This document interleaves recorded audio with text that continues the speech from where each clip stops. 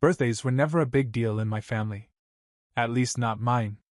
When it was my brother Jeremy's birthday, the house transformed into a Pinterest explosion: gold balloons, catered sushi, a stupidly expensive cake with layers that had their own zip codes.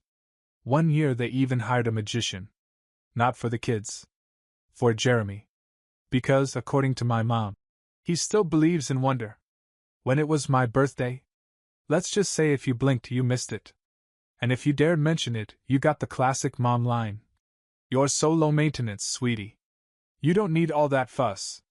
As if being ignored was my defining personality trait. This year, though, I thought it might be different. I had turned 26. Not a milestone, I know, but something about it felt heavier. Maybe because I had just started to piece my life together. Got promoted at work, finally moved out of my roommate's moldy apartment, bought a used car that didn't sound like a blender full of gravel. Progress. And this year, for the first time in a long time, I had dared to hope that maybe, just maybe, my family would notice. I didn't expect a parade. Just maybe a dinner. A text. A cake from the grocery store that didn't taste like frosted cardboard. Instead? Silence. Morning passed. Afternoon too. I even gave them a generous window, maybe they're planning a surprise buffer zone that hopeful people invent to protect themselves. Around 6 p.m., I heard a car start in the driveway. I peeked through the blinds like a sitcom character, expecting to see balloons, a cake box, something. Instead, it was my mom, dad, and Jeremy. Dressed up. Laughing. Getting in the car. I opened the door just as they were backing out. "Hey," I called. "Where are you guys going?" Mom looked mildly startled. "Oh, hey, honey. We're just grabbing dinner." Jeremy, from the back seat, shouted, "Special dinner! Dad made a reservation at Taverna Luca." That's his favorite restaurant. One of those overpriced rustic Italian places where the bread comes in a tiny cloth pouch like it's being baptized. "Oh," I said. "Cool. I'll just see you later?" "Sure thing, birthday boy," Mom called. And then she shut the door. "Not mine. Theirs." And they drove off. For a few seconds I just stood there. Like maybe someone was going to jump out of the bushes with a cake and a banner that read, "Gotcha!" But no. Just me. And the sound of the neighbor's sprinkler clicking like a sarcastic metronome. I went back inside. Opened the fridge. Leftover Chinese takeout. One dumpling. It was the most depressing game of "What's for dinner?" I'd ever played. But I ate it. Alone. In the kitchen. While my family clinked glasses over tiramisu 2 neighborhoods away. The worst part? I tried to rationalize it. They're busy. They forgot. They'll make it up to me. But as the night went on and not one text came through, not even a drunk emoji from my dad, it sunk in. I wasn't low maintenance. I was optional. And the thing about being optional is, eventually, you stop waiting to be chosen. The next morning, Jeremy posted a group photo from the restaurant. All of them smiling, wine glasses raised. Caption: "Family is everything, yellow heart." I didn't comment. I didn't like it. But I did read it. Over and over. Because that's what lonely people do. They look for clues in captions like archaeologists uncovering proof of abandonment. A week later, Mom sent a card. A plain white envelope with my name scrawled on the front like it was an afterthought. Inside was a greeting card with a generic "Happy birthday, son!" in Comic Sans and a $20 bill folded once. No message. Just that. Like an awkward bribe from someone who knew they messed up but didn't want to actually admit it. I stared at the 20 for a long time. I almost used it to buy lunch. Instead, I stuck it on the fridge with a magnet shaped like a duck. It stayed there for 11 months. And every time I opened the fridge, it reminded me that even when they remembered me, it was barely worth a full tank of gas. But I didn't say anything. Because when you're the quiet one, people expect you to swallow everything like it's your job. Until they ask you for a favor. Which they did. Almost exactly 1 year later. It started 11 months after the dumpling dinner incident. I'd almost forgotten about it. Not in a healed, mature way, more like how you forget the shape of a bruise until someone taps it again. I'd just gotten home from work when my phone buzzed with a message from Mom. The kind of cheerful, overly punctuated tone she uses when she wants something. Hey sweetie! Hope you're well! We're starting to plan Jeremy's engagement party. Thought it'd be fun to loop you in. No. How was your birthday last year? No. Sorry we left you home with Szechuan leftovers and a flickering kitchen light. Just straight into planning Jeremy's special moment. I didn't respond. So 2 hours later, the family group chat lit up for the first time in months. Carter family group. Mom. Hi everyone. Big engagement party coming up, smiley face. Jeremy. It's gonna be fire. Dad. We need to start getting logistics together. Landon, think you could help coordinate? You're the organized one. Mom. You could host a planning night? Maybe do one of your famous snack trays? There it was. My role, once again, the default in turn. Not the celebrated son. Not the remembered birthday boy. The reliable, invisible one with an Excel sheet and a cheese board. My phone buzzed again. Jeremy. Seriously though, your lasagna bites at Christmas were bomb. Bring those? LOL. I stared at the screen for a solid minute. It was so casual. So oblivious. Like I hadn't spent my last birthday alone, while they all did a family dinner without the full family. The worst part? I almost responded. Out of habit. Out of reflex. Like a dog that still comes when it hears the leash jingle, even after being left outside in the rain. But then I remembered. The dumpling. The card with the $20. The filtered photo from Taverna Luca with Jeremy tagged in a wine toast and me tagged nowhere. So I muted the chat. Didn't delete it. Just silenced it, like a ghost I wasn't ready to block. A few days later, Aunt Shelley called. I knew what it was before I picked up. Her voice came on bright and sugary, like she was selling something nobody wanted but everyone was too polite to return. Honey! Your mom said she hasn't heard from you. Everything okay? I leaned against the counter. Everything's fine. Well, we're all really looking forward to celebrating Jeremy and Emma. He said you haven't RSVP'd yet? Didn't get an invite. Oh. I'm sure that's just a mix-up. You know how your mom gets with online forms. Right. Because I'm the mistake. Not the memory of last year. She thought it might be nice if you helped with setup. And Shelley continued. You've always had such a good eye. Funny, I said. No one mentioned that last year. A pause. A shift. Like she heard it, and didn't want to acknowledge it. Family's complicated, she said finally, like that was a valid excuse for being disposable. Only when it's convenient, I replied. She didn't argue. She just pivoted. Well, we all miss you. Let me know if you change your mind. Click. I didn't change my mind. In fact, I went deeper into my own space. Started hosting game nights with friends. Adopted a routine. Even tried baking once, which failed catastrophically but made the apartment smell like burnt potential and cinnamon, so I counted it as a win. Meanwhile, the family thread kept pinging updates like I was subscribed to a wedding planning newsletter I never signed up for. Carter family group. Jeremy. Pick the venue. Lakeside Pavilion, baby. Mom. Wait till you see the charcuterie options, smiling face with heart eyes. Dad. Need someone to handle playlists. Landon? Jeremy. Dude, you still have that Spotify? Throw in some classic bangers for me, lol. I ignored it all. No one brought up my silence. No one acknowledged the absence. Because that's how it always was. I only existed when I was useful. And now, for the first time in my life, I wasn't available. And they didn't know what to do with that. The wedding invite came in the mail a month later. It looked expensive. Pressed flowers, fake calligraphy, and a watercolor of the venue like they were launching a travel agency. The envelope even had a wax seal. Like my brother's engagement was a royal decree and not the result of a tipsy proposal in a parking lot behind Olive Garden. Inside the RSVP card, 3 boxes. Gladly attending. Regretfully declining. Happy to help with coordination and setup. That last one wasn't a question. There was no box for. Just attending. And certainly not for. The guy you left out of dinner and birthday cake last year. It was clear what role I was being assigned, the unpaid intern. I set the card aside. Right next to last year's $20 birthday card. My personal museum of family priorities. Jeremy called the next day. Rare occurrence.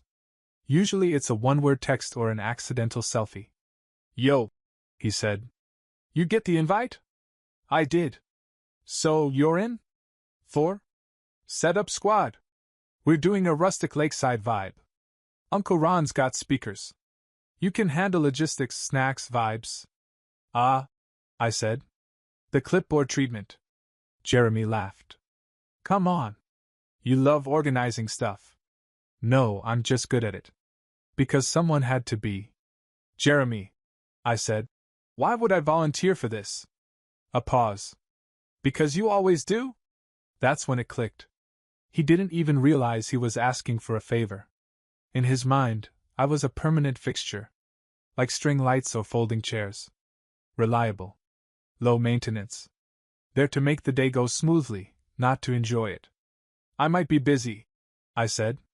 "Dude, seriously? You'll be fine." He didn't reply. Just hung up with the same casual confidence that got him through high school on charm alone. A few days later, Mom emailed. Subject: "Just a thought, smiley face." Inside: "I know you and your brother are different, but this day is about family. Let's come together to celebrate. You're so good at keeping things calm. We really need that energy." Need. That word always shows up when they remember I exist. Not on my birthday. Not when I got promoted. Not when I moved apartments and sent the new address no one saved. But now they needed me to keep things from falling apart. Then came the third message. "Dad. Short. Cold. No drama. This isn't about you. Show up and do what's right. No pressure, right?" Not a single one of them had acknowledged last year. Not the missed birthday. Not the silence. Not the dinner they dressed up for while I sat alone reheating dumplings. But now they were unified. Not around me, just around the expectation that I'd fall in line. I didn't respond. Not because I didn't have an answer, but because I knew it needed the right delivery. And that delivery was going to be one sentence. On a card. The wedding planning thread hit a fever pitch 2 weeks before the big day. It was like they'd forgotten I hadn't RSVP'd. Or worse, assumed I'd come around once they gave me something shiny to hold. Carter Family Group. "Mom. Landon, we're finalizing guest seating. Can you coordinate the welcome table?" "Dad. Jeremy says you have a speaker we can use for the vows?" Jeremy. "Also, can you pick up Grandma from the airport?" "Mom. Please let us know soon." Yellow heart. That emoji was working overtime. Like it could soften the fact that I was now expected to handle tech, transportation, and seating, for a wedding I wasn't even sure I was invited to enjoy. No one asked how I was. No one asked why I'd gone quiet. They just kept stacking tasks like I was Amazon Prime, dependable, invisible, and free. So I took out a note card. Plain white. The kind my mom keeps in her kitchen drawer for labeling cheese boards and passive-aggressive pantry notes. And I wrote, "Sorry, not my table." Then I placed it in front of a plate of cold lasagna. Took a photo. And sent it to the group chat. No caption. Just the image. It was quiet for 3 minutes. Then, Jeremy. "What?" "Mom. Sweetheart, what's going on?" "Dad. Is this a joke?" Jeremy. "Bro, are you serious? Now? This is my wedding." "Mom. Can we please act like a family here?" There it was again. That word. Family. Not when they left me behind. Not when they forgot my birthday. Not when I was eating takeout while they were raising toasts. Only now. When they needed labor. I didn't reply. Instead, I muted the chat again, for real this time, and slid the card onto my fridge next to that $20 birthday bill. 2 little notes that said everything they didn't. Later that week, Aunt Shelley called. Again. "You really hurt your mom's feelings," she said. I raised an eyebrow. "Did I hurt her feelings?" I asked. "Or just refused to ignore mine for once?" "She was crying," she added. "She also didn't call me for my birthday." A long pause. Then, "It's not about that." "No," I said. "It's about the fact that I was the only one who noticed." She didn't argue. She just sighed. "So you're not coming?" "I never said that." "You're not helping?" "Nope." Silence again. "Okay," she said softly. "I guess that's fair." The night before the wedding, I got a text from Jeremy. Just one line. "You really not coming?" I stared at it for a long time. Thought about typing something poetic. Something devastating. Instead, I wrote, "Not unless there's a chair for me." He left it unread. I didn't hear back. And I didn't expect to. Because that's what happens when you stop performing the role they wrote for you. They don't know what to do with you. Especially when the quiet one finally says something loud. The next morning, I got dressed in a black button-down and jeans. Nothing fancy. I wasn't going to their party. I was taking myself to breakfast. Sat at a diner, ordered pancakes with extra butter, and watched the wedding photos roll in on Instagram, all white linen and lakeside smiles. They looked happy. They looked complete. They looked like I was never supposed to be there in the first place. And for the first time? That didn't sting. It felt like the truth. And truth, as it turns out, is more filling than birthday cake. The wedding came and went without me. No last-minute calls. No texts begging me to reconsider. Just radio silence, like I'd been quietly photoshopped out of their picture-perfect weekend. But I watched it unfold anyway, not because I wanted to, but because algorithms don't forget who your family is. Instagram knew. Facebook knew. Even Google Photos sent me a little memory from this day last year. Reminder, which was extra insulting considering last year's memory was me holding a single dumpling over the sink like a raccoon with imposter syndrome. But this year's highlight? The welcome table. In every photo, there it was, slightly crooked, decorated with fake eucalyptus, and manned by Jeremy's college roommate Kyle. I knew Kyle. He once microwaved a fork. But sure, he could handle guest check-in. In the comments people raved. Beautiful event. So magical. Your family is goals. I didn't like a single post. But I read all of them. Because sometimes you have to see the fantasy to remind yourself what the truth cost. The following Monday, I got the first call. Mom. I let it go to voicemail. Then Dad. Straight to missed call. Then Mom again. This time, she left a message. Landon. We need to talk. Please call me. I didn't. Not out of spite, out of peace. There was nothing left to say that hadn't already been written in silence and lasagna. That Friday, I came home to find a small box on my doorstep. Inside, a mini photo album. Handmade. With ribbon. On the first page, Jeremy and Emma smiling under a floral arch. On the second, my parents' arms around the happy couple. On the third, a note. In my mom's handwriting. We missed you. It wasn't the same. That's all it said. Not, we're sorry. Not, we should have done better. Just a vague ache pretending to be an apology. I closed the album and placed it on the bookshelf. Not to cherish, just to remind myself. People can miss you. Without ever learning why you left. The next week, Aunt Shelley called again. This time, her tone was different. Less sweet tea, more straight talk. They're not doing well, she said. I didn't ask who. She went on. Jeremy's upset. Your dad's mad. Your mom's quiet. She keeps saying she thought you'd show. She also thought $20 and a smiley face fixed birthdays. I'm not defending her, Shelley said. But they're rattled. You've never pushed back like this. Exactly. That's what scares them. I almost laughed. Me? I scare them? Not you, honey. Just the version of you that doesn't say yes anymore. Later that night, I pulled out the RSVP card again. Still blank. I flipped it over and jotted something on the back. Nothing long. Just a date. My next birthday. I stuck it on the fridge next to the old card and the note that started it all. A timeline. A quiet little calendar of when things shifted. Not in a blow-up. Not in a fight. but in a fork in the road, where I didn't follow them anymore. Because here's the thing they don't understand. When someone always says, yes, they don't expect your no to be permanent. They assume it's a pause, a mood, a temporary storm. But sometimes, no is just the beginning of your voice finally being loud enough to hear, even if it only echoes in the space where family used to be. Absence doesn't make the heart grow fonder. It just makes things quieter, uncomfortable. Like someone turned off the radio mid-sentence, and now everyone's pretending it was never on. I stopped showing up, and no one said anything at first. Not directly. I missed Sunday dinner? Crickets. Didn't comment on Jeremy's honeymoon posts? Radio silence. Skipped the Carter family pumpkin patch parade? No angry texts. Just a suspicious drop in photos. Like my absence had to be edited out instead of addressed. But you could feel the static building. And eventually, it started crackling. Thanksgiving was the first real test. They always did the same thing.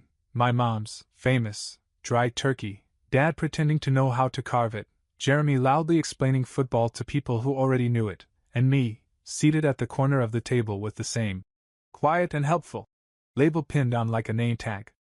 But this year, I wasn't there. I didn't call. Didn't send a Happy Thanksgiving text with a smiling turkey gif. I just didn't exist for the day. 3 days later, I got a photo from Aunt Shelley. No caption. Just the dining room. The table was set for 8. There were only 7 people in the picture. My chair was still there. Napkin folded. Fork polished. Empty. I didn't respond. But I looked at that photo longer than I meant to. Because setting a place for someone you didn't invite back, that's not guilt. That's muscle memory. And muscles take time to realize they're working for nothing. Christmas came next. I got a box in the mail. No return address, but the handwriting on the label gave it away. My mom, still writing like she's solving crosswords under pressure. Inside, a Starbucks gift card, a pine-scented candle, and a generic store-bought card that read, "Warm wishes, the Carters." Like I was a neighbor. Like they were hoping to stay on my good side in case they needed to borrow sugar. No personal message. No. Love, Mom and Dad. No reference to my birthday. Not even a guilt-wrapped "We miss you." Just the equivalent of a shrug wrapped in bubble wrap. I lit the candle anyway. The scent was called Woodland Solstice. It smelled like burnt pine cones and unresolved tension. I set the card next to the old RSVP and the original "Sorry, not my table" note. My fridge had officially become a shrine to boundaries. But while their messages got colder, mine got louder, not in volume, but in presence. I was moving forward. I pitched a project at work I'd been sitting on for a year. They bought it. My manager said, "Didn't know you had that in you." I smiled and thought, either did my family. I moved into a new apartment. Top floor. Actual windows. A balcony with enough space to sit and breathe. No squeaky pipes. No folding chairs. And then, somehow, I met someone. Lena. She had wild curls, a dry sense of humor, and a career in graphic design that involved calling fonts, criminal, and packaging design a public health issue. She asked about my family on our second date.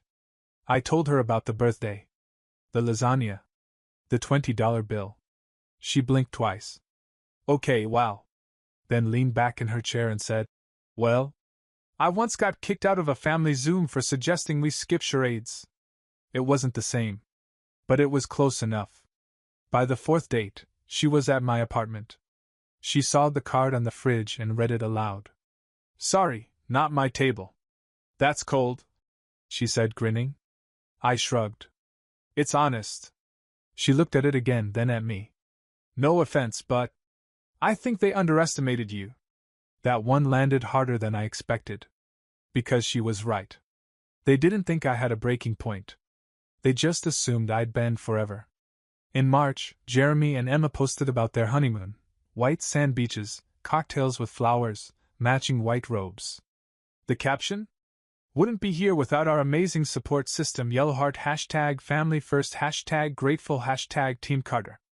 I didn't roll my eyes. Didn't even scoff. I just kept scrolling, ordered a burger, and got back to work. That's how I knew I wasn't bitter anymore. I wasn't interested. And then in May it happened.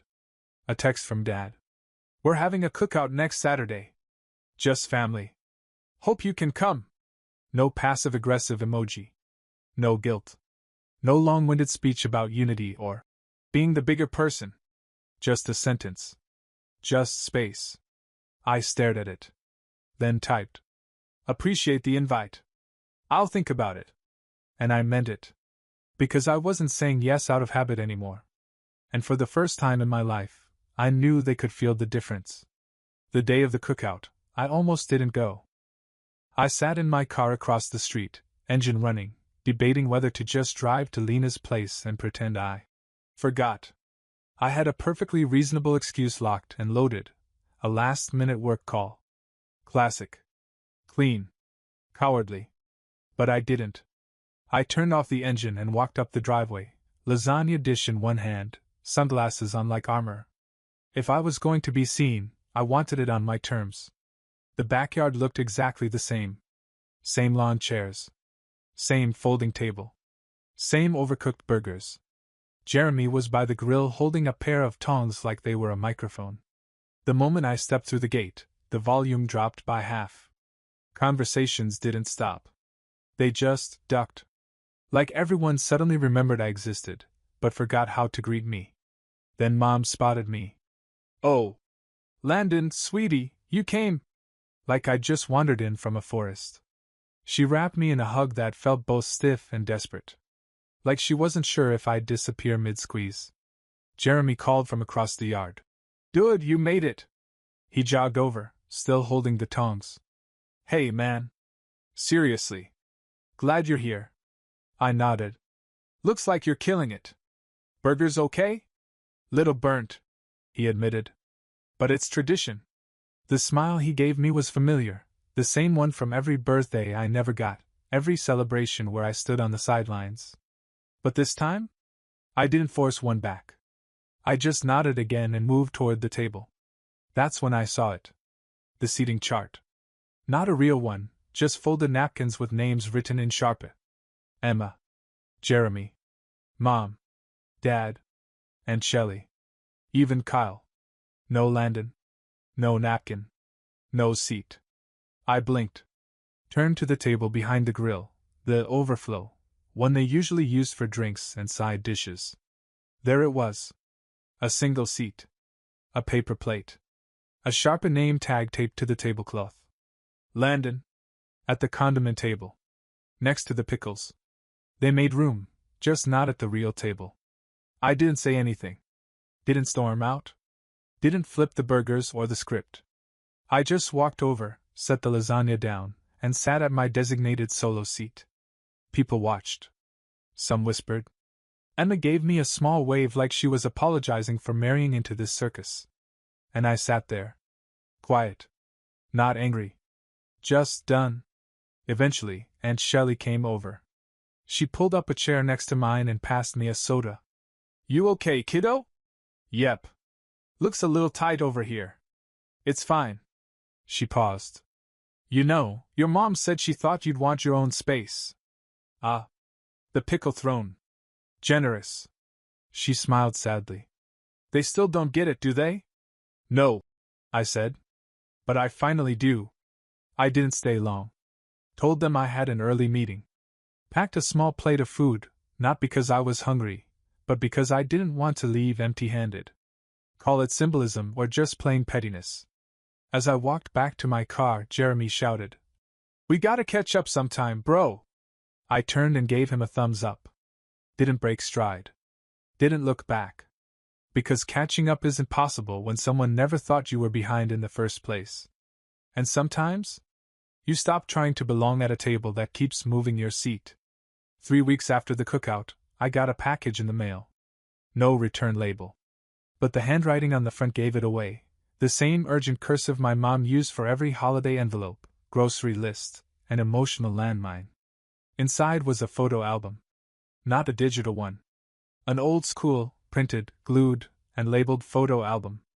On the first page, a photo from the wedding, Jeremy and Emma under the arch, smiling, wind blowing Emma's veil at just the right angle. It looked like a stock image. On the next page, the welcome table, the guests, my parents with champagne. No sign of me, of course. Then came a page with a caption in blue pen. It wasn't the same. Just that. Not, we're sorry. Not, we should have done better. Just, it wasn't the same.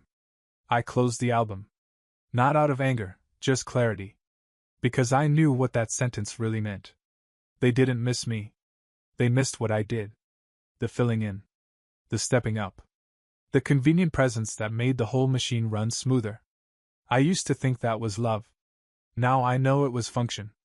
Later that night, Lena and I were sitting on my tiny balcony. She had her legs up on the rail, nursing a lukewarm tea. I was flipping through a used book I'd picked up from a second-hand shop, one with margin notes from a stranger that were more interesting than the plot. Did they follow up after the cookout? She asked. Sort of, I said. They sent a yearbook. She smirked. Did you make the cut? I got a napkin and a page that said, it wasn't the same. Oof. She winced. Hallmark missed a branding opportunity. I laughed. It felt light. Honest. I don't think they'll ever say the words, I said finally. No, she agreed. But you don't need their apology to write your ending. I looked at her, then at the tiny card still stuck on my fridge, a little curled now, fading at the corners. Sorry, not my table. It had become more than a message. It was a line in the sand. And on this side of it? Things grew. Not quickly. Not dramatically. But steadily. On my next birthday, Lena took me out for pancakes. Not dinner. Not sushi. Not a surprise party. Just pancakes. She ordered 2 plates by accident, and ate them both unapologetically. When we got back to my place, she handed me a card. Inside, a drawing she'd sketched, a picnic table, set for one, under a tree. And below it, some tables you build yourself. No $20 bill. No generic quote.